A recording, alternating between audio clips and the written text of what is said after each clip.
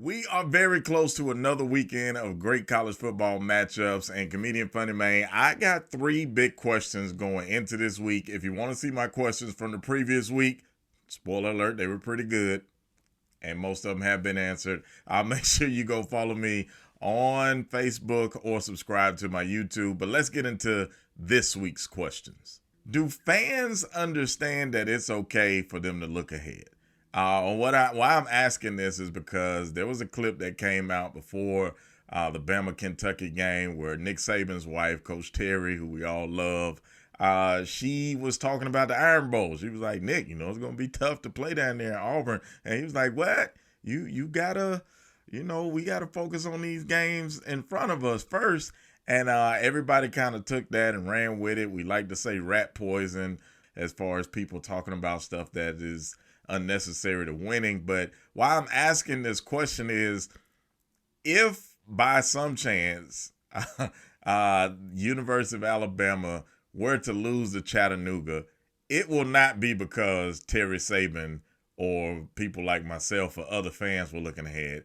It will be because the team was looking ahead and not focused. So I think people who have not followed Nick Saban for as many years as I have, the man literally been coaching a quarter of my life at Alabama.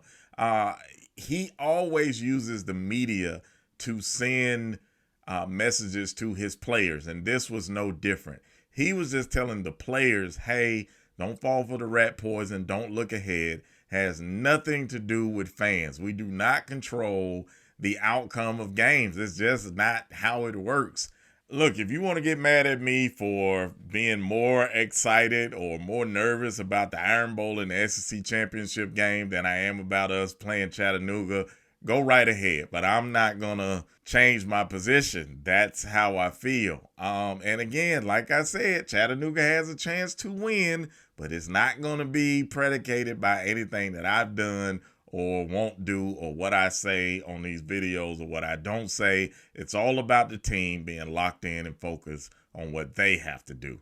That's my number 3 question. My number 2 question, will this year's Heisman winner end up being on a 2, maybe 3-loss team? This race seems so kind of wide open. Usually it goes to somebody that's on a team that's headed to the playoff, that's having an outstanding season. But this year, there's quite a few teams with 2 losses, and we still got a few games left. They could end up with 3 losses. But if you're looking at somebody like Jaden Daniels from LSU, could he possibly win the Heisman? Absolutely. He looks like a contender. Will this be a year that a team that's not really in national contention anymore, could they, produce a Heisman winner? Or will it go to somebody like Michael Penix, who's on Washington, that's winning?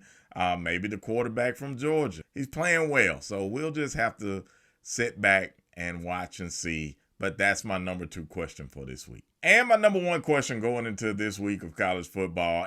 This question may not get answered for a few weeks, but I want to pose it now. But who is going to replace all of these coaches in the SEC West? Mississippi State fired their coach abruptly. We know about Texas A&M and Jimbo Fisher.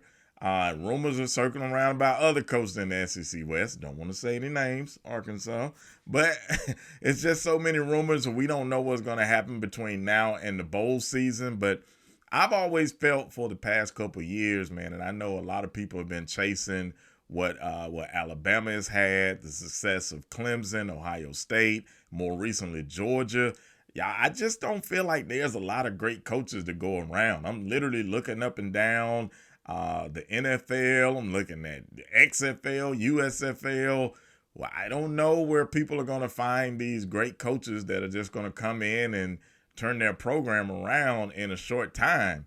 If you look at Mississippi State, this coach didn't even get a full year. He didn't even get a full year to implement what he wanted to do. Now, there were some circumstances around Mike Leach's death that led to him being hired, but still, he was the coach. He was the guy that they named coach, and you would think they would give him a chance. But in today's climate, it seems like that coaching leash is just really, really short. So we're going to see who are going to be the coaches that join that already stacked SEC West. You got coaches like Lane Kiffin, of course, Nick Saban, Brian Kelly.